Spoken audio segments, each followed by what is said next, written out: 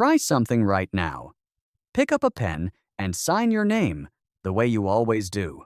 Easy. Automatic. You barely think about it.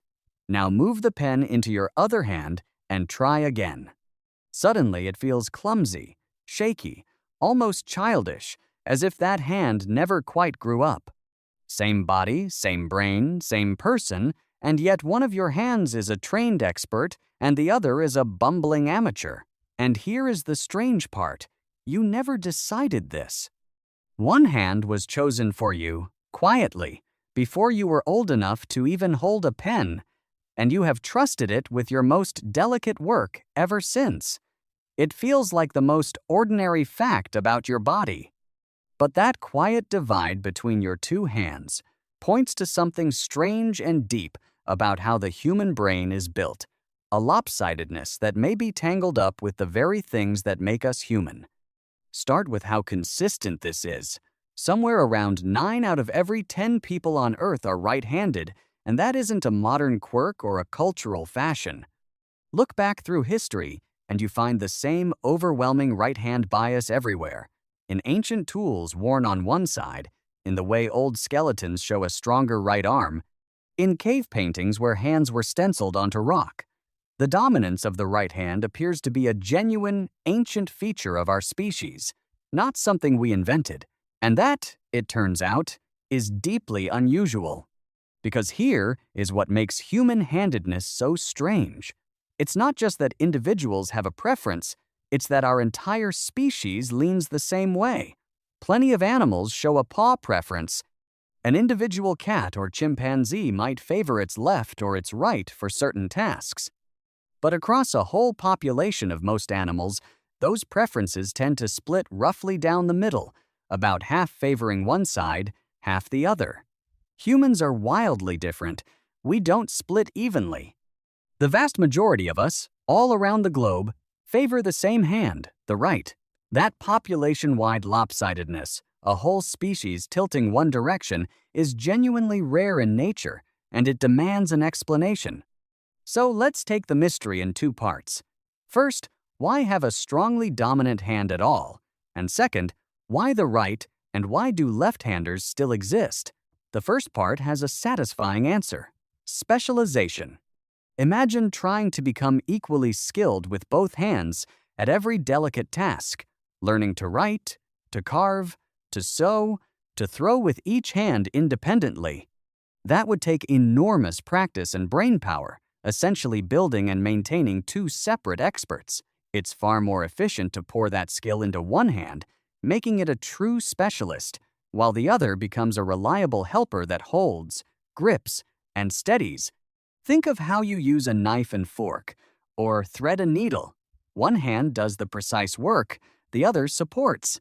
For the complex, sequential, finely timed movements that human tool use demands, having one expert hand and one assistant beats having two mediocre ones.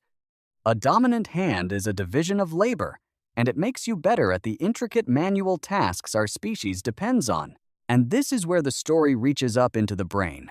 Your two hands are controlled by opposite sides of your brain, the right hand by the left hemisphere, the left hand by the right.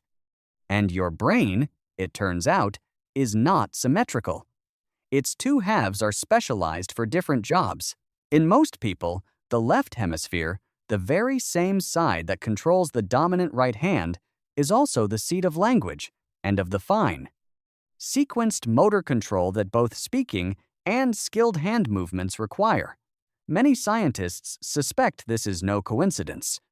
The evolution of language and the evolution of precise, tool-making hands may have grown up together on the same side of the brain, and the right-hand bias may be a visible echo of that deep neural lopsidedness. When you favor your right hand, you may be revealing which side of your brain took charge. And this bias is astonishingly old. By examining tiny scratches on the fossilized front teeth of Neanderthals, researchers, including David Freyer, have found signs that they, too, were mostly right-handed, apparently holding food in their mouths and cutting it with a stone tool gripped in the right hand, the blade occasionally scraping the teeth at a telltale angle. Ancient stone tools show the marks of right-handed makers. Even the stenciled hands on cave walls hint at it. The dominant right hand was already with us hundreds of thousands of years ago, long before writing, long before recorded history. It is one of the oldest signatures of the human mind. Now for the harder question. Why the right, specifically, and why, if right-handedness is so favored, do left-handers stubbornly persist at around 1 in 10?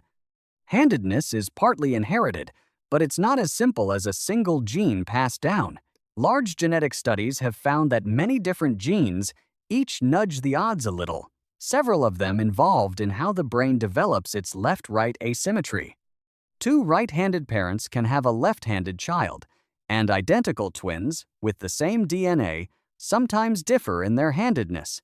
So handedness emerges from a tangled mix of genes and the chance events of early development, not a simple switch. But that raises a real puzzle. If a right-handed world is so consistent, why hasn't the rarer left-handedness simply disappeared? There must be something keeping it around. And one of the most intriguing ideas is called the fighting hypothesis. The thinking is this. In a world where most people are right-handed, a left-hander has a surprise advantage in any close contest because everyone is used to facing right-handers and is caught off guard by a lefty. You can still see a trace of this today in sports like fencing, boxing, and cricket, where left-handers are strikingly overrepresented among top competitors, precisely because their movements come from an unfamiliar angle. The researchers, Charlotte Forey and Michelle Raymond, tested this idea and found something remarkable, that in more violent traditional societies, where physical fighting was more common, the proportion of left-handers tended to be higher.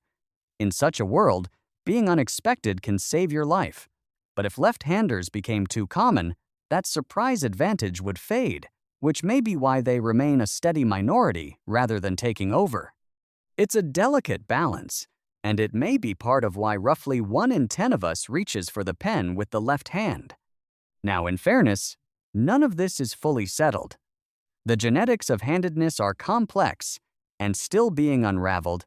The fighting hypothesis is compelling, but debated, and scientists are still working out exactly why our species tilted so firmly toward the right in the first place. Handedness itself isn't even a simple on-off trait. It's more of a spectrum, with some people strongly one-sided and others comfortably mixed.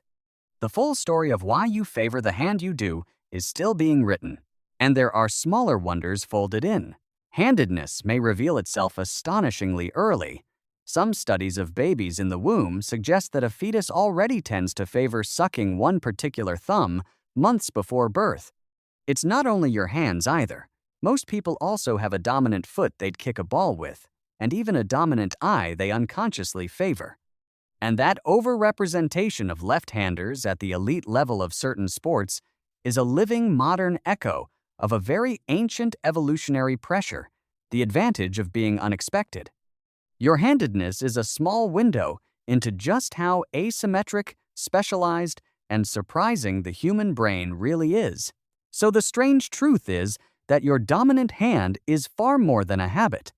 It is the outward sign of a brain divided into specialists, a lopsidedness likely bound up with language, tool use, and skill, and shaped by evolutionary pressures reaching back hundreds of thousands of years. The hand you trust with the delicate work is quietly announcing which way your remarkable asymmetric brain leans. So the next time you reach out and pick up a pen to write your name, and notice that one hand moves for it without a moment's thought, while the other waits patiently to help, remember what you are really seeing.